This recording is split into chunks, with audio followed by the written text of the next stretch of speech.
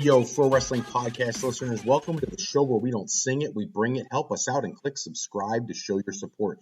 Gentlemen, ladies, are you sick and tired of dropping $60 to $100 for the latest and greatest wrestling video game? Stop immediately. Go to Wrestler Unstoppable, available exclusively through Facebook.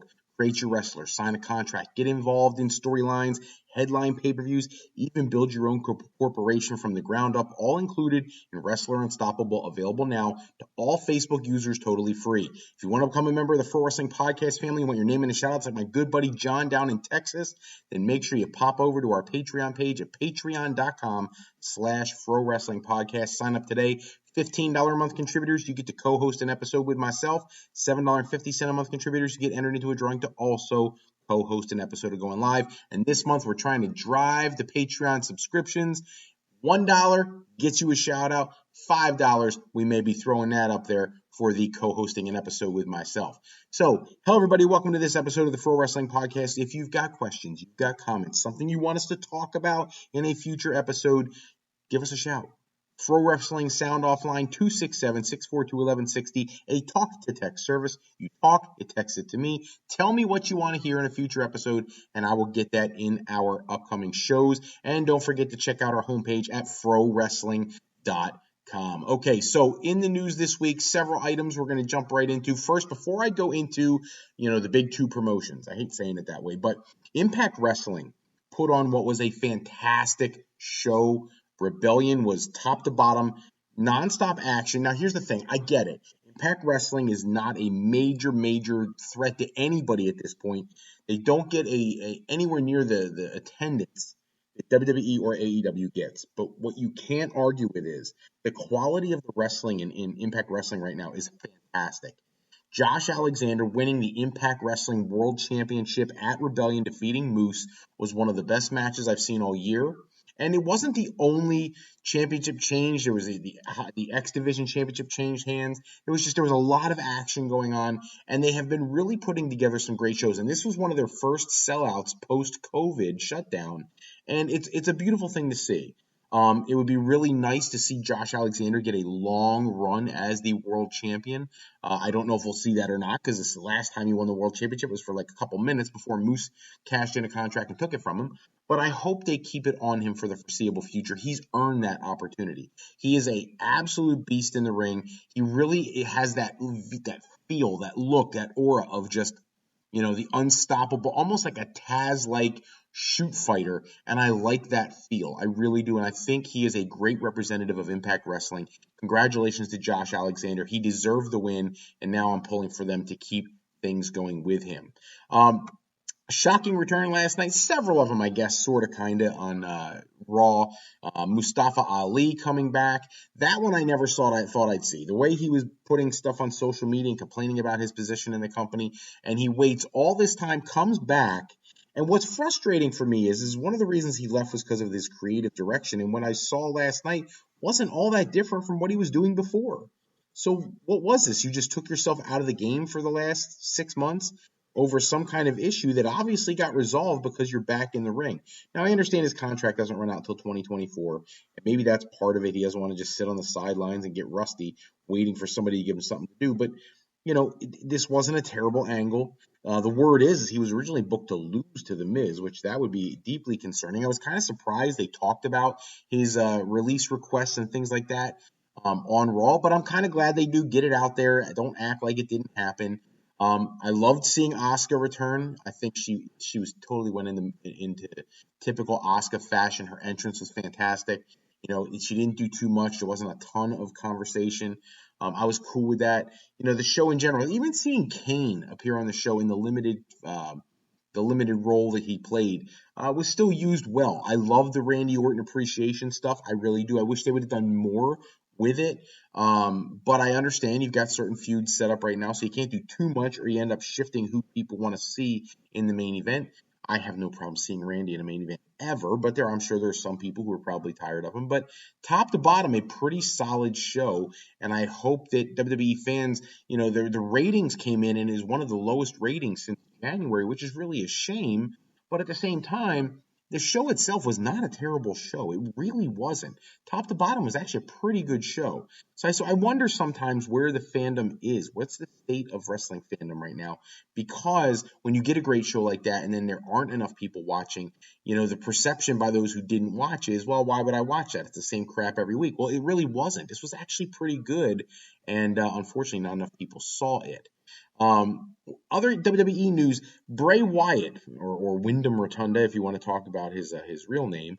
The report came out on Dave Meltzer's Wrestling Observer discussion that his contract, when he was released, he was making in excess of $4 million a year.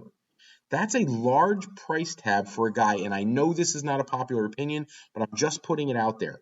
When you look at Bray Wyatt's character, had WWE fostered the original Wyatt family when he was, even the version of the Wyatt family when he was at WrestleMania and the Wyatts wanted to jump The Rock, even that version was so over with the fans. And then you kind of squashed him off, had him lose a bunch of matches to people he should never have lost to, and then you reinvent his character and make him the Fiend. Now, I'm fine with the Fiend. I think it's another incredible character. But you bring him back, you build him correctly, he gets the Universal Championship, and then you basically crap all over that by giving the championship to Bill Goldberg to set up something that was a flop also. I can't stand how they booked him when he was here. But when you're looking at the price tag of $4 million, one of the things I don't think people think about is what was next for Bray Wyatt. You've literally burned the man alive. He wrestles for 2 months with a burnt, outfit on, implying that he was horribly disfigured and all that. Then you show up at Mania in your regular Fiend garb, like you never got burnt. The whole thing didn't make sense. And then what are you going to do with the guy? And I've heard he's difficult to deal with and creative and things like that. At the end of the day, I reflect back on the Shawn Michaels, one of his documentaries where Vince McMahon talked about how difficult Shawn Michaels was to deal with back in the day. Sometimes when it's a premium talent, yes, they're a handful, but you deal with it because of what they bring to the table. Bray Wyatt was incredibly inventive. He was creative. He was unique. There's nobody like him in WWE. Be honest, he can't go to AEW and do the same stuff he did in WWE. AEW is not as theatric as WWE, and his character got over because of the theatrics. Yes, he's a great wrestler, not taking anything away from his in-ring ability, but he needs the theatrics to really connect with the crowd. Impact Wrestling, obviously, they can be theatric, but they don't have the crowd or any kind of crowd response like WWE does to appreciate his character. And when you find out what he was making when he left WWE, there's no way he's going to want to go to someplace like Impact Wrestling. And then you look at the other options. Ring of Honor, now that's essentially AEW Light. New Japan Pro Wrestling, they're not the theatrics group. They're not going to put the Fiend out there or something that is similar to the Fiend, since WWE owns the intellectual property for the Fiend. That's not going to happen. So he doesn't have a ton of options. And I love that The Undertaker came out last month and said how much he hopes he comes home someday. I think that would be a great thing for him to do that. The problem is, again, WWE has to have the foresight to know what to do with him, and I don't mean in 3 months. I mean, you need to plan Bray Wyatt's character out a full year. The Randy Orton stuff when they were feuding could have been phenomenal if you did it correctly, but they didn't. They rushed things. It's like they had no end game in sight. Then you get to Mania, you kind of push everything through. He never comes back to TV, and you cut him. What a horrible use of an incredible talent and a lack of appreciation for his creative juices, because clearly he's got them. That does not mean that AEW is better. And I'm so tired of seeing, this competition, AEW, WWE, between the fans. If you're a wrestling fan, just love it all. I'm not telling you have to love every show, but let's get off the AEW, WWE comparisons, because every person has their own flavor. If you want something that's gritty and rough and this, that, and the other, kind of akin to like ECW style, that's AEW. If that's what you like, great. That doesn't mean WWE has a bad product. WWE has a repetitive product. They still have some of the best wrestlers, if not all of the best wrestlers in the world. Because let's be honest, Kenny Omega is incredible, but he can only be incredible when he's got somebody incredible to work with. Omega and Bryan, great match. Omega and Hangman, great match, but that's not going to happen every week. And I love what AEW does. I really do. But they're not the only game in town. And I'll be perfectly honest with you. I'm a guy, I love AEW. I watch Impact Wrestling. I watch WWE. I watch New Japan. I look up MLW stuff. I look up AAA, CMLL. I've got stuff going on my TiVo like you wouldn't believe. I record everything. I go to independent shows in my area, Triple WA. Shout out to Dino Santa for putting on an incredible show every single month at the Quakertown Farmers Market.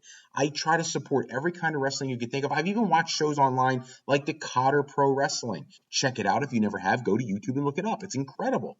But you won't hear me complain that any company is bad. It's not about bad. You do the best with what you've got. What you can't do is mess things up when you do have something. For example, we talked about the Saddam Singh debut. That was a flop. That's an AEW black eye right now. People can't seem to get past that. I don't know why. Move on.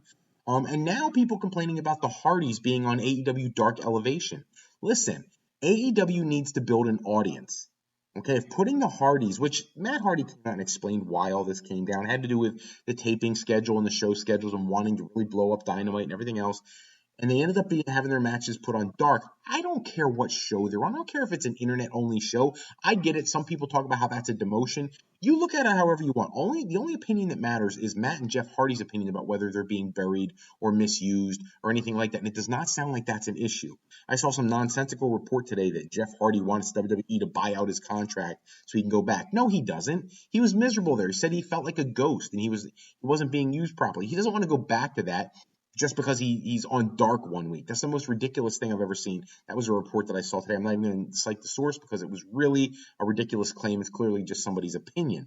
At the same time, the AEW, the one thing they do have to understand, and I know that people don't always like his opinion, but Eric Bischoff explained this week why Tony Khan on his 83 Weeks podcast, and actually he was actually on the MacMania podcast. He usually does the 83 Weeks. It was on MacMania podcast.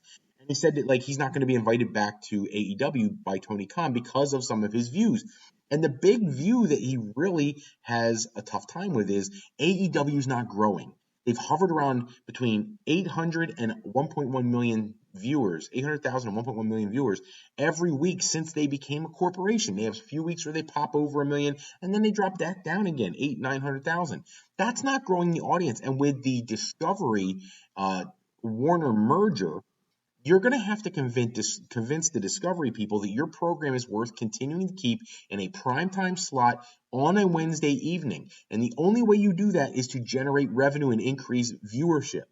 Now, I love that there's a bunch of us who are diehard fans who watch every show. That's you, that's me, that's fine. But that's not most people, or else they'd be getting more than 1 million viewers. If they don't start growing that brand when their contract comes up to renew, Discovery is going to be very much, look, let's be honest, WCW had Nitro, one of the most important programs in the history of pro wrestling, and they turned their back on it almost instantaneously after the Time Warner merger with Turner. That's just the way it is. If a corporation or an organization isn't interested in your product because it's not making enough money, then they will shut you down. And Eric Bischoff is making it clear that it's not about the product. It's not about any of that stuff. It's about you're not growing your audience, so advertisers don't see you as a prime advertising investment for their company, and that's a problem. You got to talk about the lead-in shows. The show that follows its predecessor should have higher ratings. So whatever show comes on before Dynamite should have ratings in excess of that show and really drive up the ratings. The subsequent show that follows Dynamite should also have the same effect. There should be a bump to that show. And we're not seeing that. Dynamite is kind of stagnated in terms of viewership. By now, if we were up at 1.5, 1.7 million viewers, I don't think you'd be hearing a peep out of anybody. You're still at 1 million to more often than not less than 1 million viewers. And that's going to be an issue when they come up to negotiate their next contract. And Eric Bischoff is not wrong about that. He's spot on. And maybe that's tough for some people to hear, but it is the reality of the business world. Last thing I'll touch on tonight, Pluto TV. They are streaming their first ever pro wrestling event on their live service.